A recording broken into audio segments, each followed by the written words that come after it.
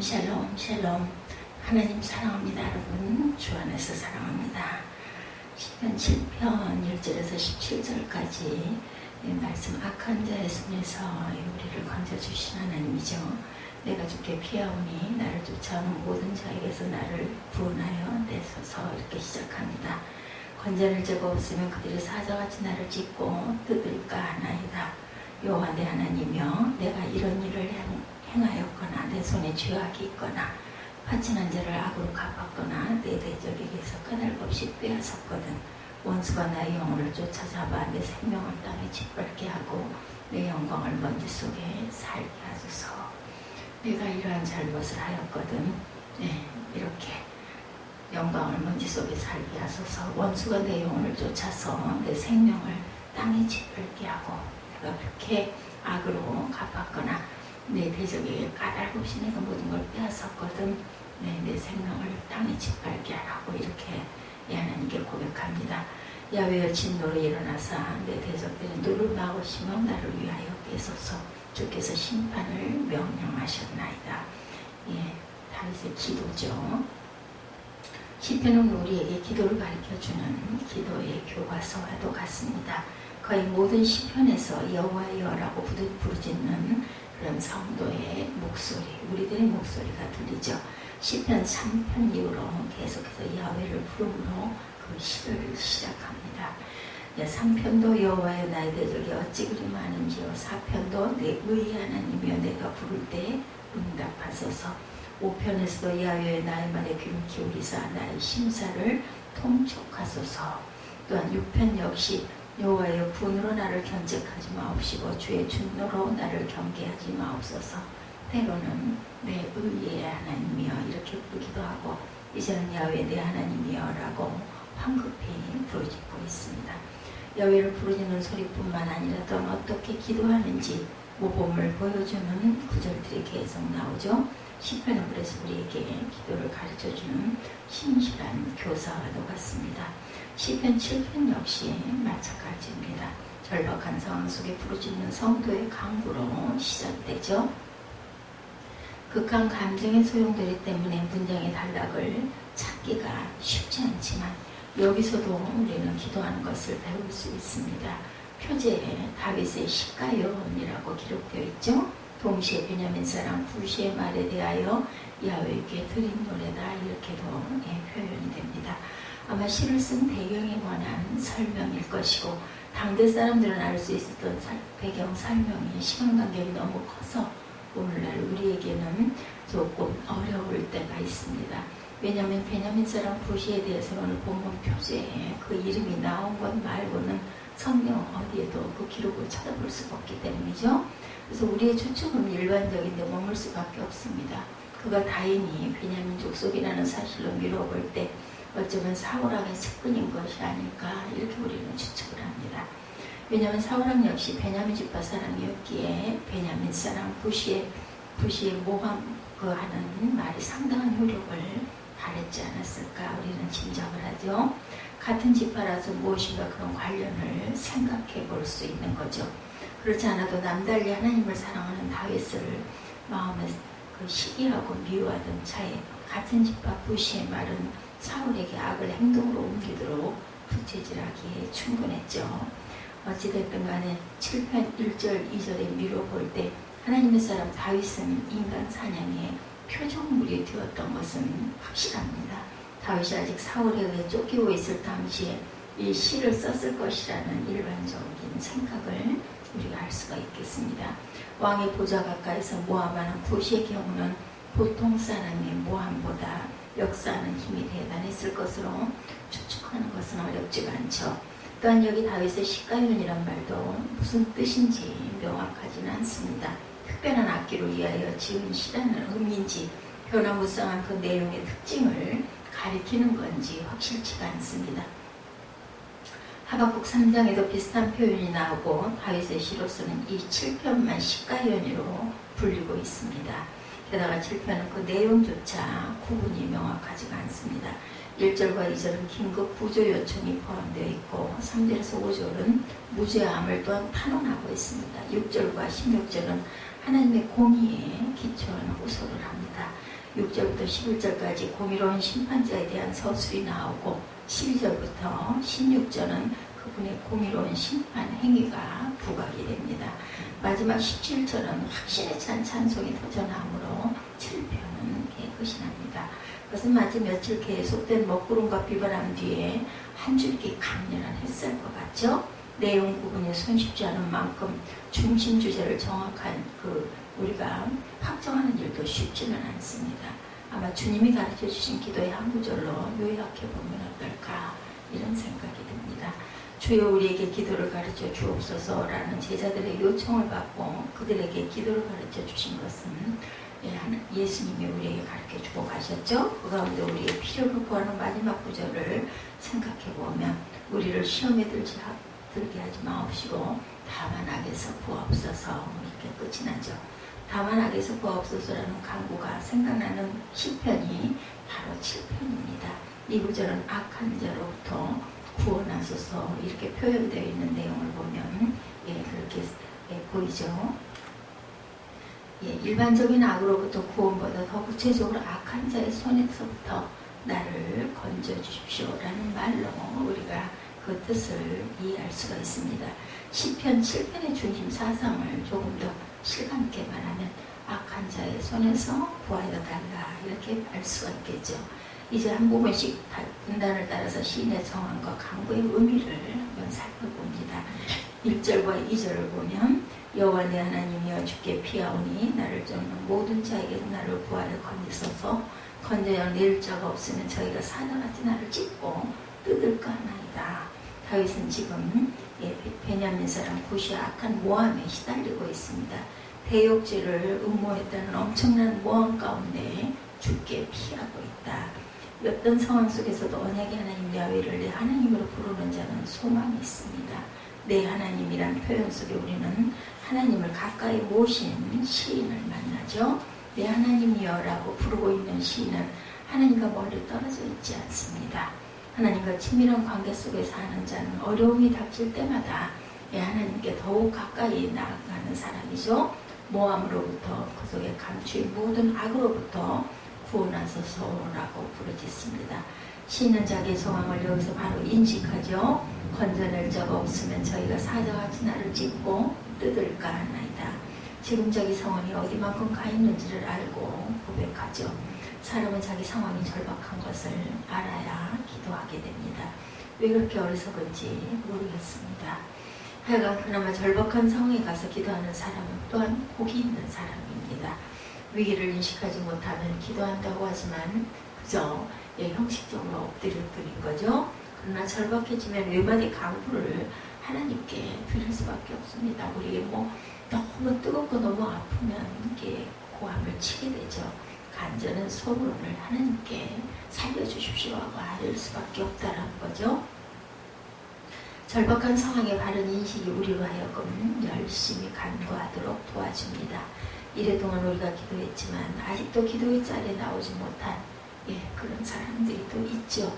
나를 찢고 뜯을까 하나이다 라는 두려움이 나를 쫓는 모든 자에게서 나를 구하여 건지소서라고 부르짖습니다. 다윗은 양치는 목자였죠. 그래서 목자가 같이 하지 않을 때 양떼가 사자들에게 얼마나 희생되는지를 우리가 알고 있습니다. 지금 자신이야말로 그런 처지에 있다는 것을 하나님 앞에 고백하고 있습니다. 건져낼 자가 없으면 저희가 사자같이 나를 찢고 뜯고 한다라는 겁니다. 지금 목자의 보호를 벗어난 양의 비참한 참상을 하나님 앞에 아뢰입니다. 그러나 하나님을 우리가 항상 찬송해야 되겠죠. 이러할지라도 하나님 자기 백성을 죽는 자리에 그냥 내버려 두지를 않기 때문이고 하나님은 하나님의 백성된 저와 여러분을 인하여 또한 기뻐하십니다.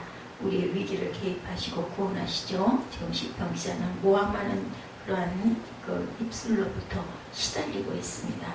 몸에 난 상처는 시간이 흐르면 회복되지만 시간이 흘러도 회복되지 않는 상처 그런 것도 분명히 있습니다. 마음에 난 상처 마음의 상처를 치료해 주심을 감사하다고 우리가 항상 이렇게 기도해야 되겠죠. 특별히 모함하는 말로 인해서 받는 상처는 아물 것 같았는데 말들은 돌고 돌아서 아물지 않는 상처를 덧나게 합니다. 몇 년 흘러 지나가고 나면 이제 헛소문은 사라져갔을 것이다 이렇게 생각하지만 10년씩이나 따라다니면서 아직도 어딘가에서 그것이 통용되고 있는 것을 우리가 알게 되죠. 성도를 모함하는 입술에는 사탄의 독이 함께 있습니다. 시기하고 모함하는 말을 즐기지 말고 어떤 그 어려움과 힘든 일이 있다 하더라도 누구를 모함해서는 안 되겠죠.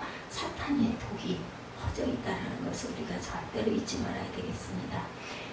우리는 그런 말들의 음해를 내가 입어본 적도 있습니다. 나고르서 하나님의 거룩하신 이름을 두고 비난했다면 세상에서 하나님의 백성의 이름이 무사할 리가 없습니다. 이런 시련이 여러분을 덮칠 때 우리가 항상 준비해야 될 것은 허리를 동이고 모든 시련을 견딜 차비를 하고 야훼 하나님을 찾고 주님 앞에 나아가야 되겠죠. 여호와 내 하나님이여 내가 이것을 행하였거나 내 손에 죄악이 있거나 화친한 자를 악으로 갚았거나 내 대적에게 무고히 빼앗았거든 원수로 나의 영혼을 쫓아 잡아 내 생명을 땅에 짓밟고 내 영광을 진토에 떨어뜨리소서. 이렇게 5절에 오죽이나 하면 이런 고백을 합니다. 시는 여기서 자신의 모험함 나는 그런 일이 없습니다. 만약에 내가 그랬다면 내 생명을 짓밟아 버리소서. 이럴 정도로 자신의 무죄함을 증명하죠. 동시에 원수의 모함이 무엇인지 우리에게 상상하도록 합니다. 만약 이 세 가지 중에 하나를 범했다고 생각하면 내 생명이 짓밟혀도 아무 여한이 없겠습니다. 이렇게 말을 합니다. 다윗은 그 마음에 하나님의 영이 거한 사람, 마음에 하나님의 영이 거하는 사람은 이런 끔찍한 악을 행할 수가 없습니다. 원수들의 모함은 근거 없는 거짓에 불과하죠. 다윗은 손으로 받지 못할 것을 받은 적이 없습니다. 받지 못할 뇌물을 받아 챙긴 적이 전혀 없다. 그는 화해한 다음에 안갚음을 시도한 적이 또한 없습니다. 자기 부하 중에 화해하는 척하고 인사하는 것처럼 형이여 평안하뇨 하면서 빚으로 남의 배를 찔러 죽인 부하가 있습니다. 다윗은 그런 죄악을 범했던 사람이 절대로 아니죠. 오히려 원수까지도 선대하는 사람입니다. 하나님의 기름 부음 받은 자의 생명을 아끼던 사람, 자기를 미워해서 죽이려고 생명을 노리던 사울왕이 2번씩이나 자기 수중에 들어왔음에도 불구하고 그 생명을 보호해 줍니다. 그럼에도 불구하고 그를 모함하는 거짓말로부터 벗어나지를 못하고 있죠. 저와 여러분이 선하면 모든 사람이 칭찬할 것이라고 우리가 생각하지 말아야 되겠습니다. 오히려 우리가 그들과 함께 악을 행하지 않는다고 그들은 우리의 선행을 모함합니다. 선행은 오히려 시기를 불러일으키죠. 사람들이 돌을 던지는 나무가 어떤 나무인지 열매를 맺는 나무입니다. 열매가 있으니 그 열매를 따기 위해서 돌을 던지죠. 가을날 밤나무를 연상해보면 그 익은 밤을 따기 위해 그쪽으로 돌을 던지지 열매를 맺지 않는 나무를 향해서 절대로 돌을 던지지는 않습니다. 선을 행하는 사람은 악인의 비난의 표적이 됩니다. 성도는 세상을 살면서 모함을 완전히 벗어날 것을 우리는 기대할 수가 없죠. 그러기에 떠돌아다니는 험담을 절대로 귀 기울이지도 말고 잊지도 마십시오. 험담은 아무도 믿어주지 않으면 제풀에 가라앉고 마는 먼지 같다라는 것. 그러나 들었다고 옮기기 시작하면 기세를 얻어서 주가가 상승하는 주식과 같다라는 것. 성도의 모함하는 말을 믿지 말고 그럴 때 성도의 명예가 지켜집니다. 하나님께 악으로 품은 사람은 하나님의 백성에 대해서 절대로 좋게 말하지 않습니다. 성도를 향해 비난하는 것은 죄인의 취미고 특기라는 것, 악의 취미고 특기입니다. 죄인은 결코 하나님의 백성을 절대로 칭찬하지 않고 시합 전에도 기도하고 골이 들어갈 때마다 감사 기도를 하는 사람을 붙들고 시비하는 것, 그 마음에 그가 믿는 하나님을 사랑하지 않기 때문이라는 거죠. 여호와 하나님이여 내가 이것을 행하였으면 원수로 나의 영혼을 쫓아잡아 내 생명을 땅에 짓밟고 내 영토를 진토에 떨어뜨리소서. 근거 없는 저주는 사람을 절대로 해칠 수가 없습니다. 무죄한 자는 재앙으로부터 안전지대에 사는 자라는 것. 그리고 다윗은 자기 위에 저주를 바라죠. 만약 자기 손에 자기 마음에 악을 꾀었다고 하면 어떤 파멸이라도 저는 감수하겠습니다.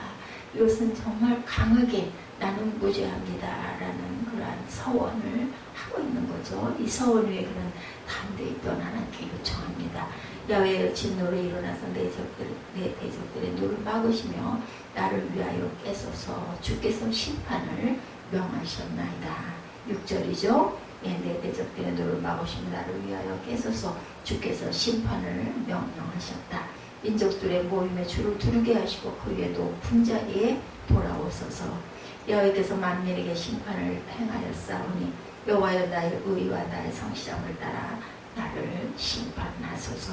악인의 악을 끊고 의를 세우소서. 의로우신 하나님이 사람의 마음과 양심을 감찰하시나 나의 방패는 마음이 정직한 자를 구원하시나 하나님께 있다. 이렇게 고백을 하죠.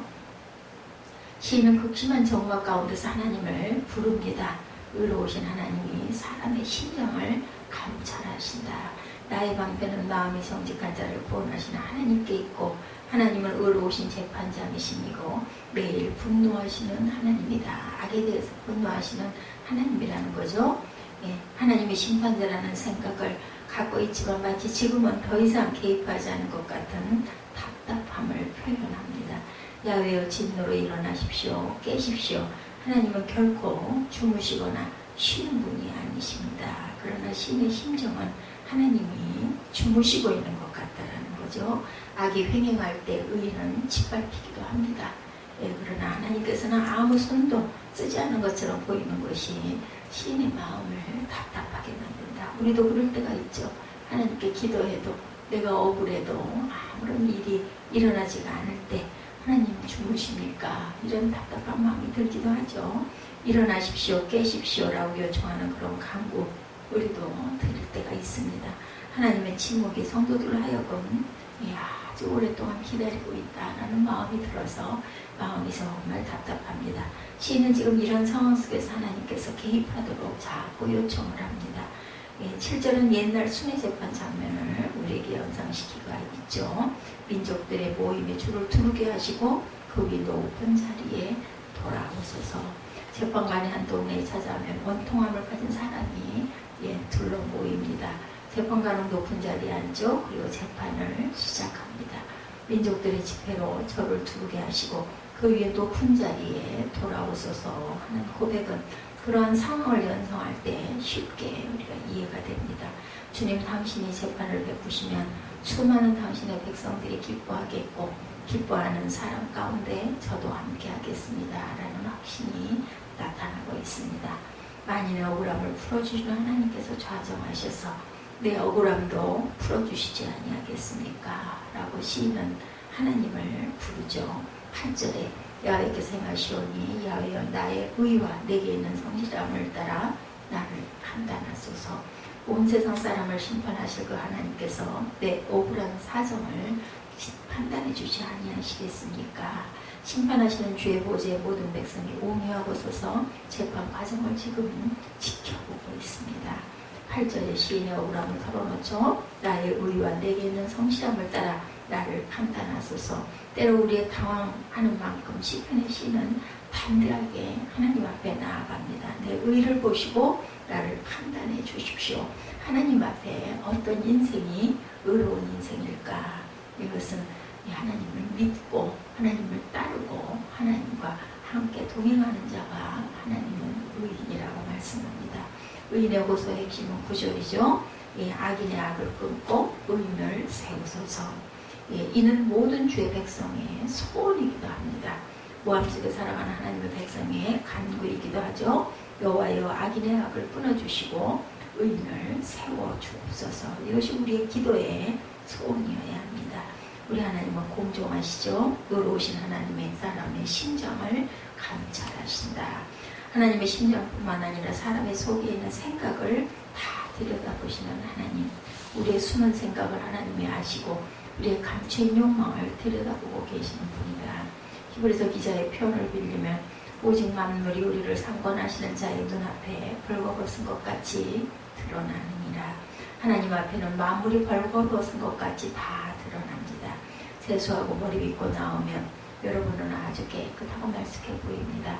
사람은 그 이상 볼 수가 없죠. 그러나 하나님께서는 우리의 생각을 읽으시고 우리 마음속에 있는 이 더러운 욕망을 또한 알고 계신다. 이제 재판관이 입을 열고 선고합니다. 그 결과로 인해 시인은 감격하죠. 나의 방패는 마음이 정직한 자를 구원하시는 하나님께 있도다. 하나님은 의로우신 재판장이시고 매일 분노하시는 하나님이시로다. 근거 없는 비난과 모함이 그 정체를 드러내고 시인의 명예가 회복되는 순간입니다. 하나님은 의로우신 재판장이시고 매일 분노하시는 하나님이시고 12절에 사람이 회개하지 아니하면 그가 칼을 가신다. 그의 활을 이미 당기어 예비하셨다. 죽일 도구를 또한 예비하시며 그가 만든 화살은 불화살들이로다. 악인의 죄악을 낳으며 재앙을 베어 거짓을 낳았다. 그가 웅덩이를 파만들며 제가 만든 함정에 빠졌다. 이렇게도 고백합니다. 죄인들도 날마다 잔치할 수 있지만 그들의 날은 하루도 안전하지가 못합니다. 악을 미워하실 뿐만 아니라 악을 일삼는 자를 향해서 분노하시는 하나님이기 때문이죠. 하나님을 의로우신 재판장이시며 매일 분노하신 하나님이시고 하나님의 거룩한 분노가 여러분의 마음속에 자리하고 있어야 합니다. 세상 사람의 불의를 볼 때 이 거룩한 분노를 가지고 하나님 앞에 기도의 자리에 우리가 나아가야 되겠죠. 하나님 힘없는 자들이 당하는 이 억울함을 풀어주옵소서. 하나님의 힘 또한 갖지 못한 자들이 당하는 이 억울함을 하나님께서 시원해 주시옵소서. 이것이 바로 성도의 기도해야 한다. 밤낮 부르짖는 기도가 우리 마음속에 있어야 되죠. 그러게 우리는 매일 새벽에 기도합니다. 여러분의 마음을 열고 입술을 열릴 때 응답하는 하나님을 우리는 만납니다. 새로운 역사의 문이 열리고 축복의 문이 열리죠. 이런 기도 시간은 우리의 답답한 심령에 숨기를 터주십니다. 이런 기도의 시간은 우리의 영혼을 새롭게 하는 시간이고 억울함을 푸는 시간이죠. 저와 여러분이 살고 있는 세상의 정체를 안다고 하면 여러분 하나님 앞에 나와 부르짖을 수밖에 없습니다. 불의한 세상에서 하나님께 호소하지 않고 살아갈 수 있는 사람은 이미 하나님의 성도로 남아있기를 포기한 사람이죠. 하나님의 의로운 심판을 나타내 보여주옵소서 하고 우리는 끈질기게 기도해야 합니다. 악을 계속 행하는 자를 향해 날마다 진노하신 하나님이시라고 하나님은 악을 싫어하시는 하나님이시라고 본문에서 선포합니다. 이제 악인을 향한 최후의 공판이죠. 사람이 회개치 아니하면 저와 그 칼을 가르시며 그 활을 이미 당겨 예비하셨도다. 죽일 기계를 또한 예비하시며 그 만든 살은 화증이로다. 돌아서지 아니하면 불에 탈 것이다 라는 이야기입니다. 내가 야훼께 그의 의를 따라 감사합니다. 지존하시는 야훼 이름을 찬양합니다. 이러한 악에게 하나님께서 벌을 내리시는 하나님을 우리는 찬양한다. 성도를 모함하는 삶에서부터 우리는 돌아서고 악인은 죄악을 계산하며 자네를 잉태하여 괴유를 낳았더라. 저가 웅덩이를 파만들며 제가 함정에 빠졌다. 이렇게 죄악을 낳으며 재앙은 또한 거짓을 낳았다. 14절에도 15절에도 웅덩이를 파만들며 그가 만든 함정에 빠졌도다. 그의 재앙은 자기 머리로 돌아보고 그의 포악은 자기 정수리에 내린다. 분노하신 하나님께서 회개하지 아니하면 그가 칼을 가시고 그의 활을 당겨 예비했다. 죽일 도구를 또한 예비하시고 만든 화살은 불화살들이다. 이렇게 고백을 합니다. 마치 임신을 하게 되면 아기를 낳는 것처럼 악을 꾀하게 되면 그것을 항상 행동으로 옮기게 된다는 것. 그 죄인의 삶의 모습, 남을 잡으려고 웅덩이를 파더니 자신이 결국 빠졌다. 남을 향해 침을 뱉는 자는 결국 그 침이 자기에게로 떨어진다. 남을 향해 돌을 던지면 그 돌이 내 머리 위에 떨어진다. 자기 입에서 떠나간 저주가 내 품으로 다시 돌아온다는 거죠. 이것이 하나님의 심판 방식입니다. 다른 사람을 향해서 욕이나 비난하는 것은 자기를 향해서 욕하고 비난하고 저주하는 것과 마찬가지입니다. 자기가 뿌린 씨를 스스로 거두도록 하나님께서는 오늘도 일하십니다. 이것이 하나님의 공정하신 심판의 방식이죠. 그 자네는 자기 머리로 돌아오고 그 포악은 자기 정수리에 내리리로다라는 것은 마치 폭탄을 터뜨리고 나면 그 재가 머리 위에 임하는 장면과 같습니다. 그러므로 성도는 모함과 비난의 한가운데 서서 하나님을 찬양해야죠. 완전히 파멸로 끝나고 많은 악인의 삶을 그린 다음에 마지막 17절에는 내가 야훼의 의를 따라 감사하며 깊이 높으신 야훼의 이름을 찬양하리로다 라고 마칩니다. 악인의 파멸이라는 어두운 배경 속에 빛나는 별빛같이 성도의 감사와 찬양이 시편 7편의 마지막을 장식하죠. 검은 보석함 속에 빛나는 보석 같은 감사와 찬양이 거기에 담겨져 있습니다.